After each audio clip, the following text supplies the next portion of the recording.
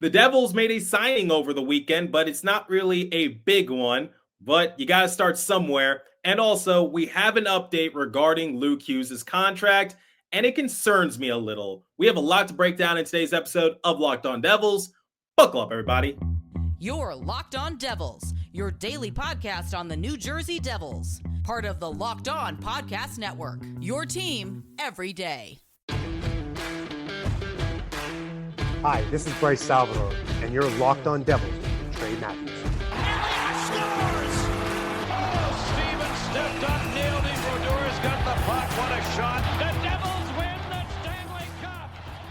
Alrighty now, what is up, New Jersey? Welcome back to the Locked On Devils podcast here at the Locked On Network. I'm your host, college hockey play announcer, Devils Rider Pucks Pitchforks, and also part-time credential media member, Trey Matthews. Happy belated Father's Day to all the dads out there. I hope you enjoyed the weekend with your families. Let's talk about the New Jersey Devils like I do every day over here at Locked On Devils. What's on the agenda for today's episode? In the first segment, we will talk about a signing that the Devils made over the weekend.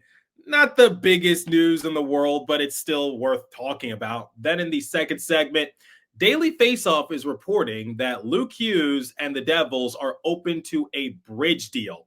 And I'm going to explain why that's a big mistake. The Devils should commit to Luke Hughes for as long as they possibly can, because you got to think of everything as an investment. And then in the third and final segment, let's talk about the Olympics, because some players have already been chosen to represent their country in the Winter Olympics come next year. All right.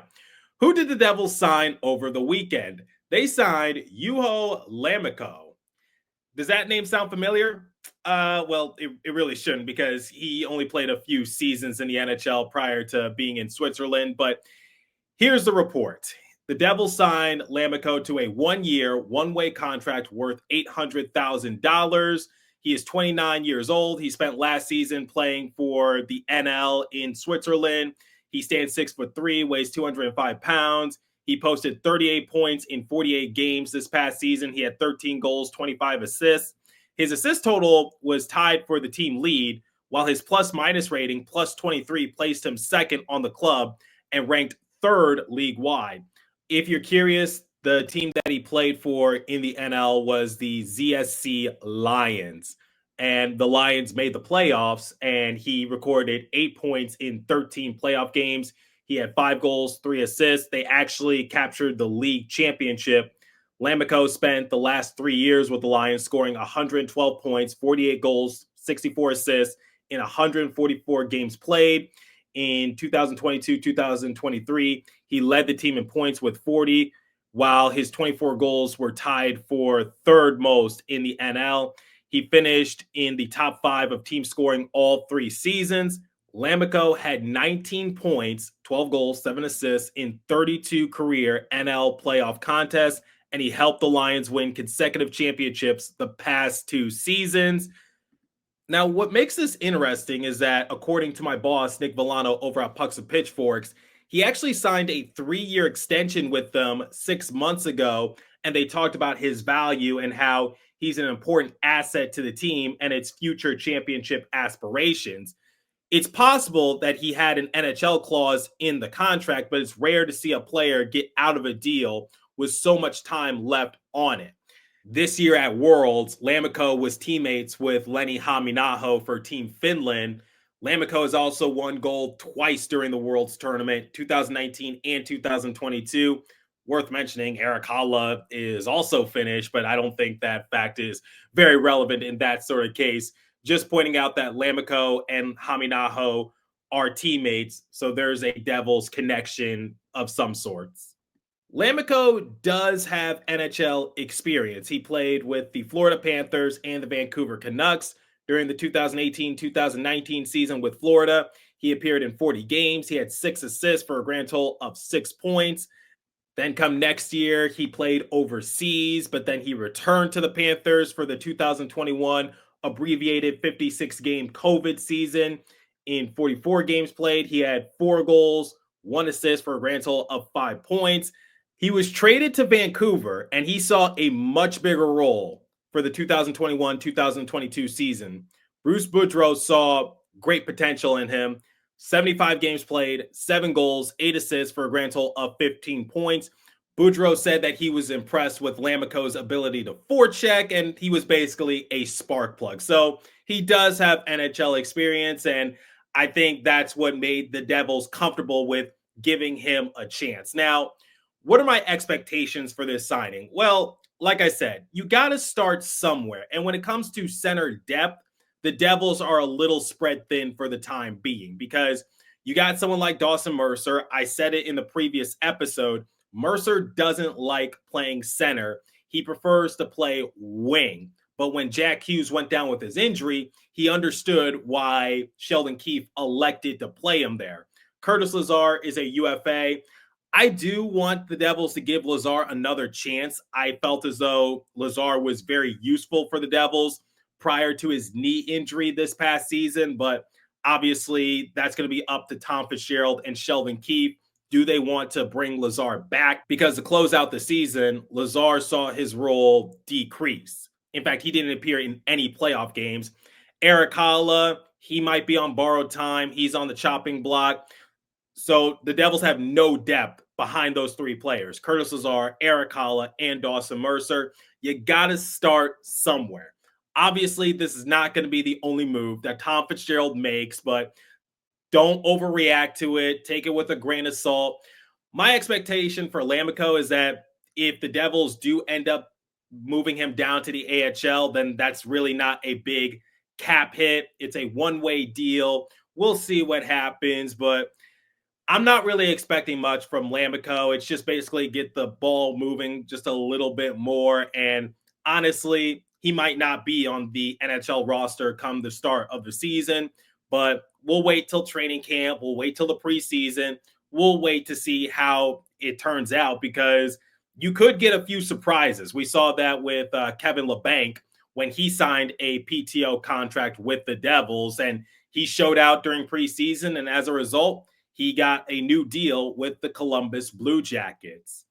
So my expectations are low, but who knows? Lammikko was very good while playing in Switzerland. He was a champion out there. He showed some potential with the Canucks, particularly with his forechecking. Hey, you wanted to see the Devils get more aggressive. Keep your expectations anywhere from moderate to low, and we'll see how the rest of the offseason pans out for the Devils. All right. Speaking of the offseason, we got to talk about Luke Hughes and his potential new deal. But before we continue, let me tell you guys about Monarch Money. Ever check your bank account and wonder, where did all my money go? Between dining out, online shopping, and entertainment, it's easy to lose track. That's where Monarch Money comes in, your personal CFO giving you full visibility and control over your finances. Monarch Money isn't just a budgeting app, it's a complete financial command center. You can track all your accounts, investments, and spending in one place so you can stop mismanaging your money and start building wealth. When I started using Monarch, I realized just how much I was spending on food delivery. Now I budget smarter and save more. Take control of your finances with Monarch Money. Use code LOCKEDONNHL at monarchmoney.com for 50% off your first year. That's monarchmoney.com. Code LOCKEDONNHL for half off your first year. Okay, let's talk about Luke Hughes and his contract situation. Now, I talked about this in a prior episode. I said, my personal opinion is that you have to sign Luke Hughes to an 8-year extension. Don't give him a bridge deal because that can create all sorts of issues in the not so distant future. Well, Daily Faceoff came out with a report saying that both sides are open to a bridge deal. And I think that's going to be a big mistake for the Devils. And I'm not the only one who believes that. Nick Villano, my boss over at Pucks and Pitchforks, also wrote an article on the matter. I will leave a link in the description if you want to hear his thoughts. But my perspective is that you got to think of everything as an investment. And I think Luke Hughes is worth the investment. He has tremendous upside. He has grown his game. And I think he can be an essential core piece for the Devils in the future. So if the Devils know what's best for them, don't sign him to a bridge deal.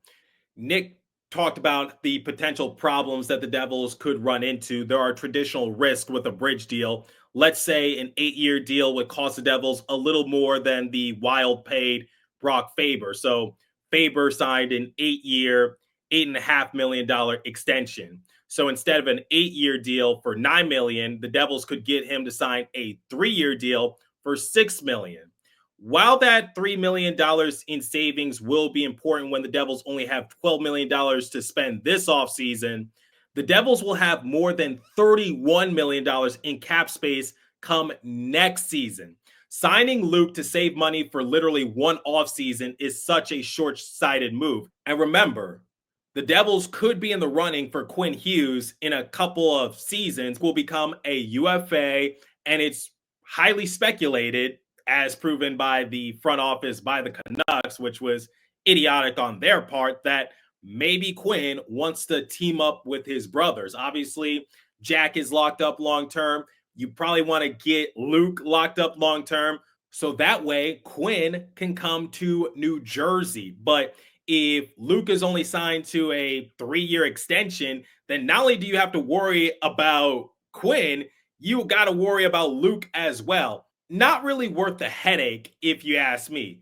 Not only that, Nico Hischier will need a new deal in the not-so-distant future as well. I know a lot of people think of Nico as a Devil for life, but the reality of it is he's going to need a new contract in 2 years as well.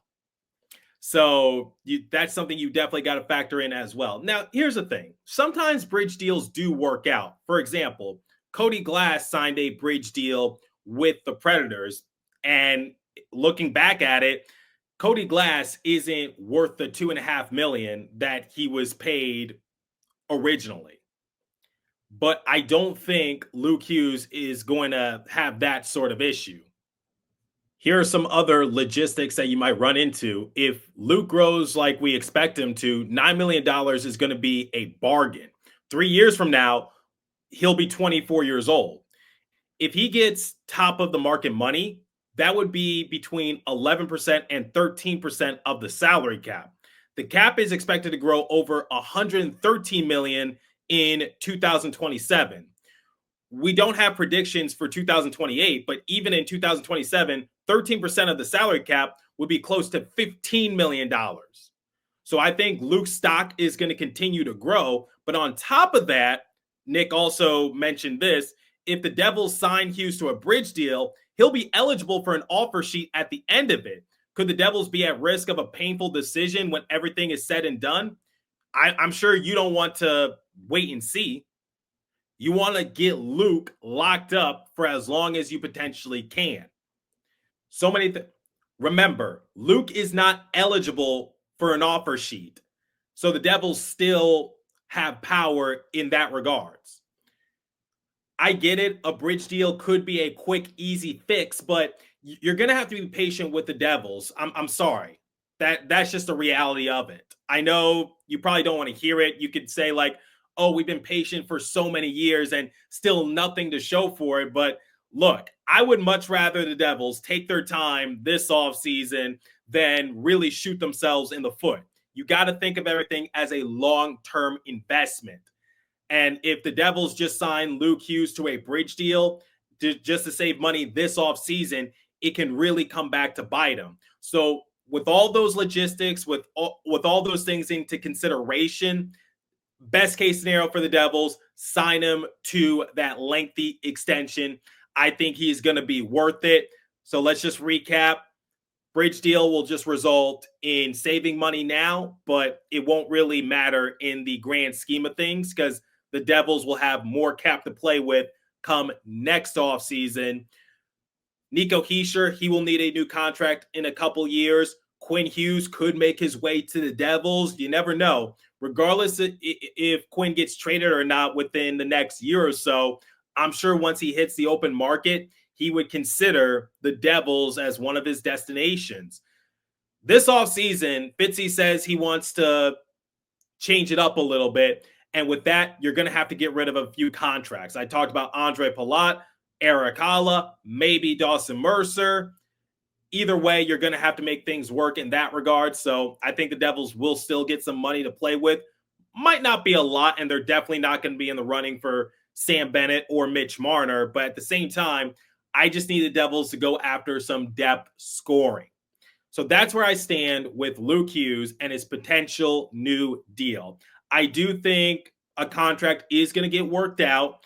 Tom Fitzgerald spoke with Mike Moriel of NHL.com not too long ago, and he said that both sides are talking, and it seems to be in a positive state.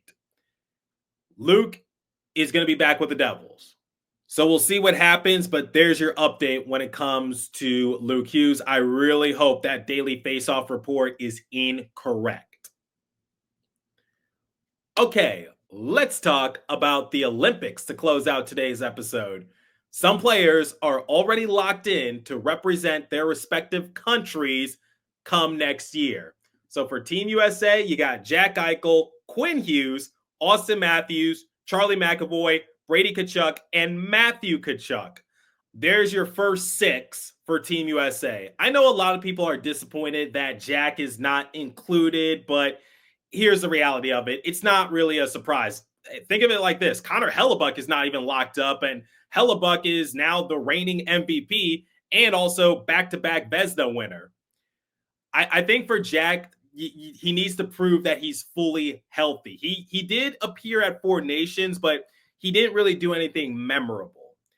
Not only that, I think Quinn is the better Hughes brother for a time being. That's all I'm going to say. Quinn was a finalist for the Vezina the past few seasons, and he won it last year.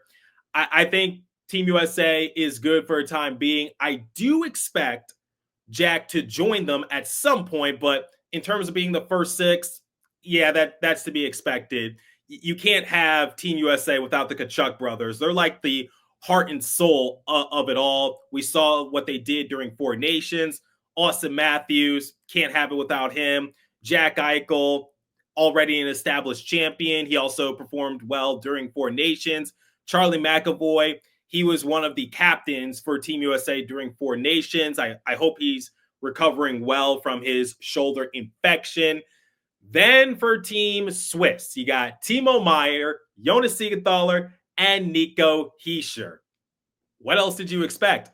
Worth mentioning that Nico was the captain for Team Swiss during Worlds. Unfortunately, he wasn't able to finish it out due to a lower body injury for precautionary reasons, not trying to scare anyone, but I'm excited to see what those 3 can do for Team Swiss. I think they had a good showing. Obviously, they finished second to Team USA during Worlds, and we all saw the sad look on Nico's face. Then Andre Palat will represent Czechia, Šimon Nemec, Slovakia. Shout out to now former Devil Tomáš Tatar. He will be representing Slovakia as well. For Team Sweden, Jacob Markstrom and Jesper Bratt were not picked as the first 6. You had William Nylander, Andre Kempe, Victor Hedman, Lucas Raymond, Rasmus Dahlin, and Gabriel Landeskog. Jacob Markstrom was really good during Worlds. Like, he was giving the team a fighting chance. Then for Jesper Bratt, he had a great showing during Four Nations. He scored in that tournament. He also laid a hit on his teammate Jack Hughes. I feel as though Jesper Bratt has been representing Team Sweden really well, and you could make the argument that he was one of the better players on Sweden's roster during Four Nations. Obviously, he didn't appear in Worlds because he was recovering from surgery. But I feel like Jesper Bratt is still underrated. Like, he led the team in scoring, not just this season, but last season as well. He broke Scott Stevens' single-season assist record. Why wasn't Jesper Bratt at least picked as one of the top 6? And not only that, Jacob Markstrom, one of the best goalies in the NHL right now, and he was a big reason why the Devils made it to the playoffs. So for Team USA, no surprises. Team Swiss, no surprises. Team Czechia, Team Slovakia, no surprises. Also Team Canada, no surprises. Devils are not going to get any Canadian representation. I think the top option would be Dougie Hamilton, but even then, Dougie, I don't think he was anywhere close to making the team for Four Nations. It's just Canada is just way, way, way too stacked. So I'm not even worried about that. But for Team Sweden, that's what I was the most surprised about. But nonetheless, I expect for Jesper Bratt, Jacob Markstrom, and Jack Hughes to be locked in at some point. But I guess for Team Sweden, other players take priority. And then for Jack, he is considered a superstar player by his peers. He's well respected, but there are definitely some players in front of him that deserve it more. And I need to see Connor Hellebuck be a lock at some point. So that's where we stand for the time being when it comes to the Olympic roster. I'm really looking forward to the Winter Olympics come next year, getting NHL representation for the first time in a few years. Four Nations was a blast. I hope they bring it back at some point. But yeah, those are the players from the Devils that are going to be representing their countries. Just waiting for Jack Hughes, Jacob Markstrom, and Jesper Bratt to see their names on the list as well. I'm definitely going to talk more about this down the road, but I think the NHL should be very proud of themselves for what they did with Four Nations, because I think there's more people who are looking forward to the Winter Olympics, particularly hockey, because Four Nations was very entertaining because you had all sorts of people talking about it. You had diehard fans talking about it. You had casual fans talking about it. You had people who probably weren't hockey fans, but now turned themselves into hockey fans because they saw what they witnessed on Four Nations, because you saw like the fights, you saw the intensity, you saw the storylines.